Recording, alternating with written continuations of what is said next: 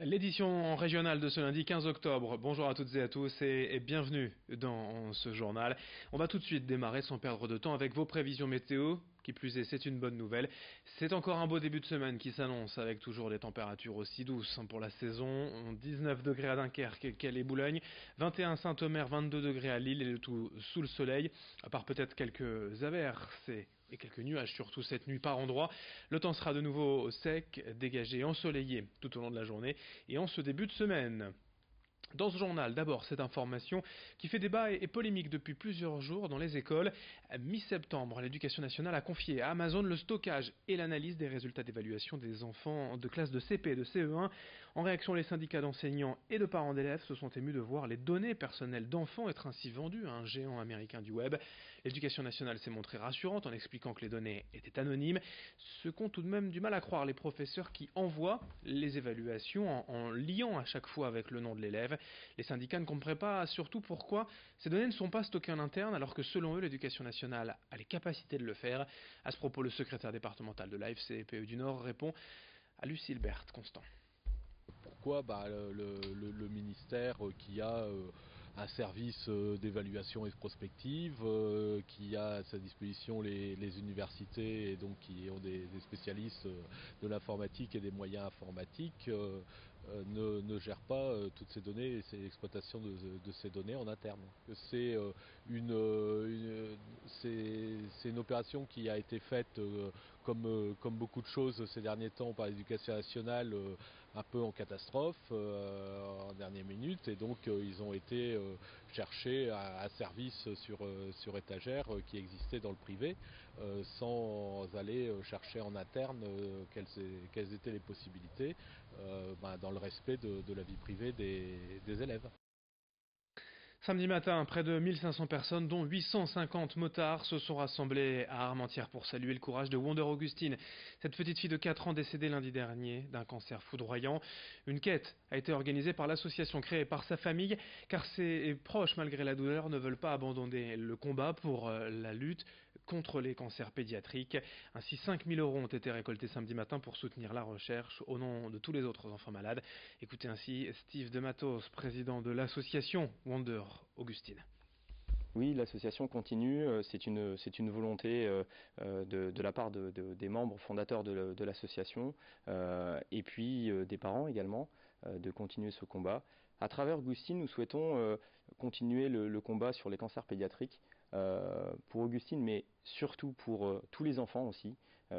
Beaucoup de parents ont malheureusement également connu cette tragédie qui touche notre famille et qui ont donc perdu leur enfant.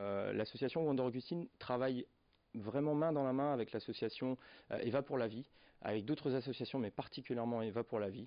De nombreux travaux ont été réalisés avec plusieurs docteurs, plusieurs professeurs.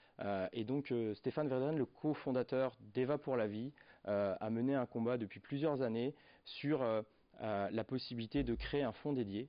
Donc aujourd'hui, on parle d'une enveloppe de 20 millions d'euros pour les cancers pédiatriques. Dans l'actualité régionale, l'ancien ministre et maire de Valenciennes, Jean-Louis Borloo, veut aider l'Afrique à étendre son réseau électrique d'ici à 10 ans pour contribuer à son développement. Il a pour cela créé une fondation baptisée Énergie pour l'Afrique, aujourd'hui soutenue par le Conseil régional des Hauts-de-France. Vendredi était ainsi organisé à Lille le premier forum des acteurs de l'énergie pour l'Afrique. L'objectif est de lancer de manière officielle une véritable dynamique régionale au service du continent africain, mais aussi, pourquoi pas, au profit des entreprises nordistes qui pourraient trouver sur place des opportunités économiques. Explication au micro de Xavier Silly. Si je peux vous parler d'un projet concret que nous avons réalisé avec un partenaire qui est Sens.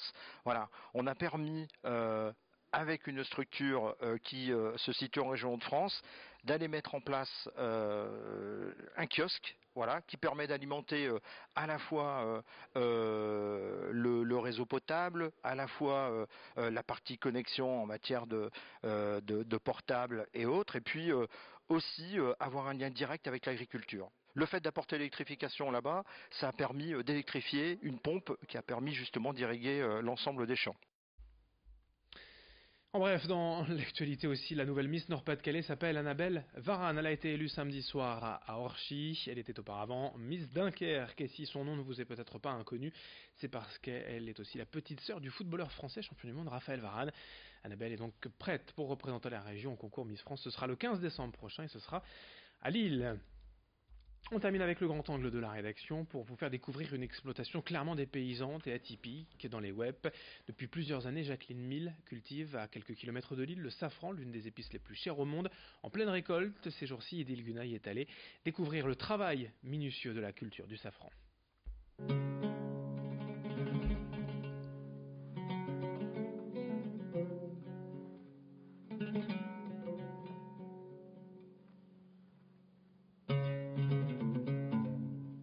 Nous ne sommes pas sur les hauts plateaux d'Iran, mais à Entière-en-Wep, dans l'une des rares safranières de notre région. En ce mois d'octobre, c'est le moment de la récolte pour Jacqueline Mille. Avant d'obtenir le précieux safran, il faut cueillir cette fleur, le Crocus sativus. On prend la fleur, on la cueille tous les matins.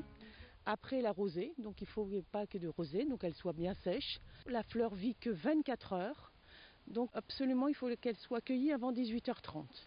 Pourquoi ? Parce qu'il y a la rosée qui rentre après, il y a le soleil qui n'est plus là, donc il faut la cueillir avant 18h30. Après, il faut les émonder. Émonder, c'est-à-dire prendre le pistil de la fleur, la partie rouge, pour faire séparer la fleur du pistil. L'an dernier, notre productrice a récolté 380 grammes de safran. Une épice qu'elle vend brute ou sous la forme de produits maison, comme du sirop ou des confitures au safran. Des confitures aux alliances de saveurs parfois étonnantes. Tout ce qui est fruits rouges, ça va très bien pour les petits desserts. Vous avez par exemple le melon agrumes au safran, ça va très bien avec du chèvre. J'ai de la mirabelle, j'ai donc des pommes poires. Pommes poires, ça va très bien avec un petit toast de foie gras. Et après, vous avez des confitures un petit peu insolites qui c'est à découvrir lors d'une visite. Alors ce sont des confitures très surprenantes. Je ne vous dis pas plus, à découvrir.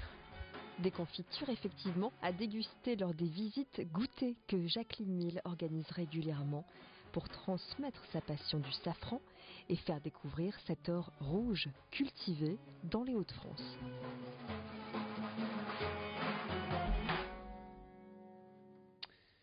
On se quitte sur ces images, quelques instants, puisque vous le savez, dès le prochain quart d'heure, un nouveau point sur l'actualité locale. Très belle journée à toutes et à tous.